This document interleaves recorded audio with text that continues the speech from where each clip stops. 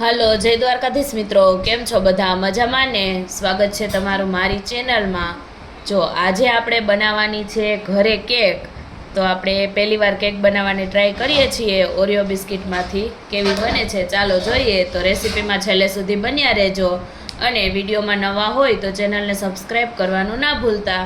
આજે આપણા વંશભાઈનો બર્થડે છે, જે તમને પ્રોફાઇલ ફોટોમાં દેખાય છે એનો. તો વંશભાઈની ફરમાઈશ હતી કે ઘરે કેક બનાવી છે, તો ચાલો આપણે કેક બનાવીએ.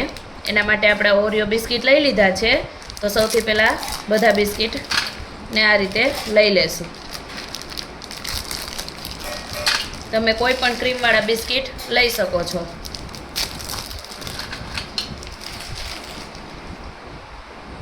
તો આ રીતે આપણે બધા ઓરિયો બિસ્કિટ લઈ લીધા છે.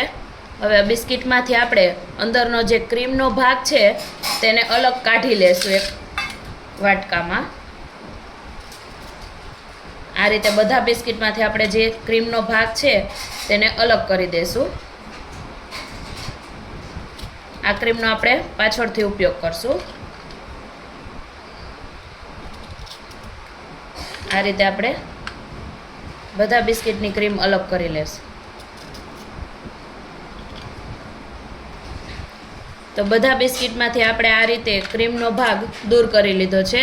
અત્યારે આ ક્રીમને આપણે સાઈડમાં રાખી દઈશું, પછી આપણે તેનો ઉપયોગ કરશું. અને હવે આપણા જે બિસ્કિટ છે તેને આપણે આ રીતે ટુકડા કરી લઈશું. આ રીતે આપણે બધા બિસ્કિટના ટુકડા કરી લઈશું અને તેનો મિક્સરમાં આપણે ભૂકો કરી લઈશું.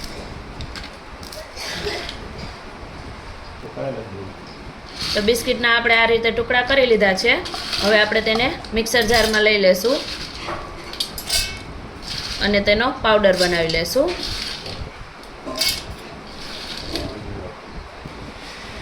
તો બિસ્કિટનો આપણે એકદમ સરસ આવો પાવડર કરી લીધો છે. હવે તેને આપણે એક વાસણમાં લઈ લેશું.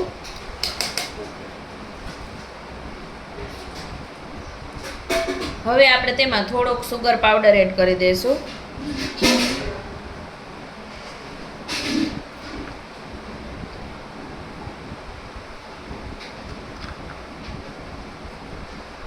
અને ત્યાર પછી તેમાં થોડુંક આપણે દૂધ એડ કરી દઈશું.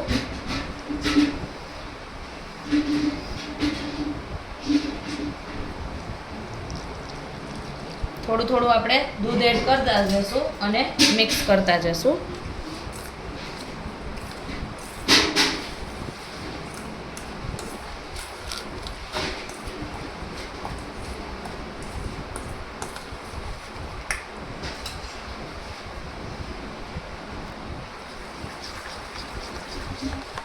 તો તેમાં આપણે થોડું થોડું દૂધ એડ કરી અને આ રીતે બેટર બનાવી અને તૈયાર કરી લીધું છે. જો તેની કન્સિસ્ટન્સી આવી થઈ જાય એટલે આપણું બેટર એકદમ તૈયાર છે. હવે ત્યાર પછી આપણે આ રીતે કડાઈને પહેલાં પ્રી હીટ કરવા રાખી દઈશું, એટલે તે સૌથી પહેલાં ગરમ થઈ જાય. અને તેમાં આ રીતે કોઈ પણ સ્ટેન્ડ કે કોઈ પણ વાસણને મૂકી દેવું, જેના ઉપર આપણે આપણી કેકનું વાસણ મૂકી શકીએ. હવે જે વાસણમાં આપણે કેક બનાવવાની છે તેને આપણે સૌથી પહેલાં તેલથી ગ્રીસ કરી લેશું. આ રીતે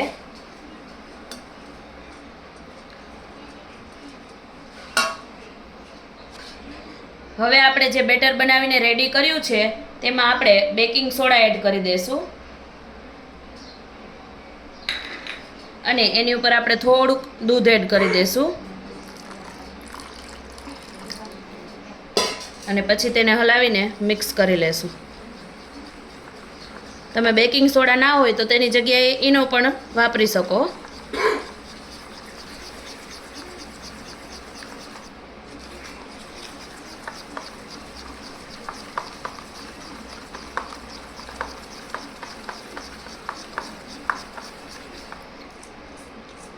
હવે તેને એકદમ સરસ રીતે મિક્સ કર્યા પછી આપણે જે વાસણને તેલથી ગ્રીસ કર્યું છે તેમાં લઈ લેશું.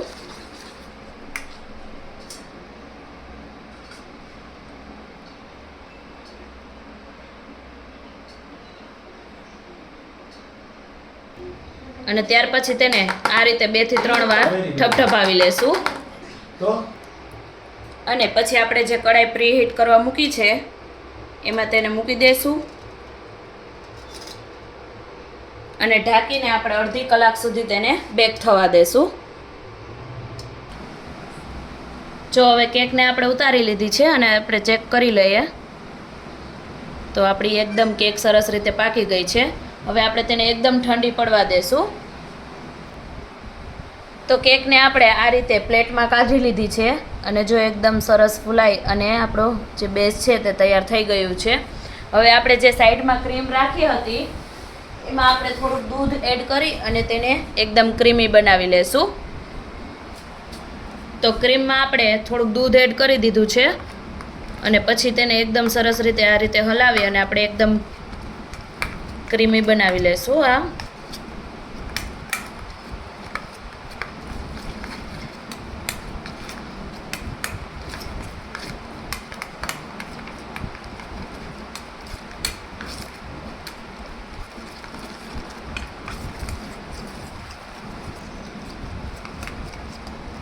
તો આ રીતે આપણે તેમાંથી ક્રીમ તૈયાર કરી લીધી છે.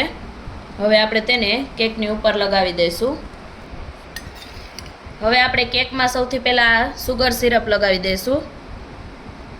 સુગર સિરપ બનાવવા માટે તમારે ખાલી પાણી અને ખાંડને મિક્સ કરી અને આ રીતે રાખવાની છે. એટલે આપણે કેકને પહેલાં આ રીતે મોઇસ્ટ કરી લઈશું.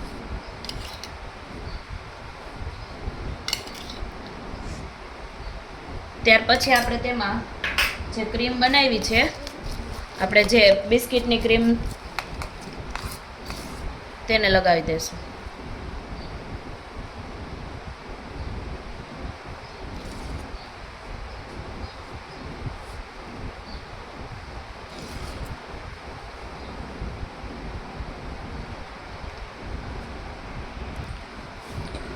તો આ રીતે આપણે ક્રીમને આખી કેક ઉપર લગાવી દીધી છે.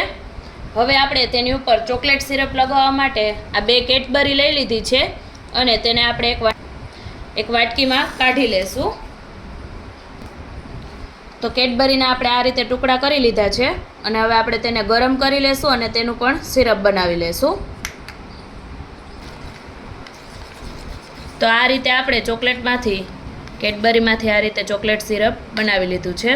હવે આપણે તેને જે આપણી કેક છે તેની ઉપર લગાવી દઈશું.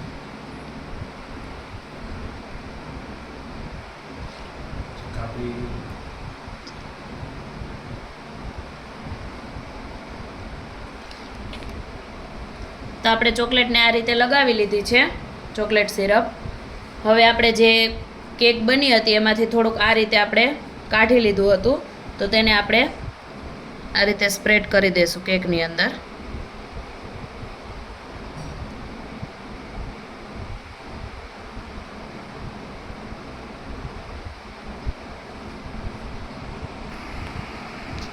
તો આ રીતે આપણે સાઈડમાં જે ભૂકો રાખ્યો હતો તેને આ રીતે ડેકોરેટ કરી દીધો છે અને હવે આપણે આ રીતે કેડબરીથી તેને ડેકોરેટ કરી લઈશું.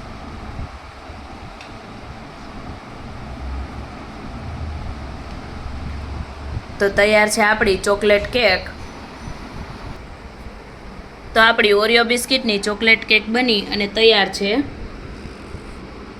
જો લાગે છે ને એકદમ ટેસ્ટી અને આપણે જેવી બેકરીમાંથી લઈએ એવી જ ઘરે આપણે બનાવી શકીએ છીએ. તો તમે પણ એકવાર જરૂરથી ટ્રાય કરજો અને કમેન્ટ કરીને જણાવજો કે તમને રેસીપી કેવી લાગી. વિડીયો ગમે તો લાઈક કરજો, શેર કરજો અને જો ચેનલમાં નવા હોય તો સબસ્ક્રાઈબ કરવાનું ના ભૂલતા. અને બધા કમેન્ટમાં વંશને હેપી બર્થડે જરૂરથી કરી દેજો.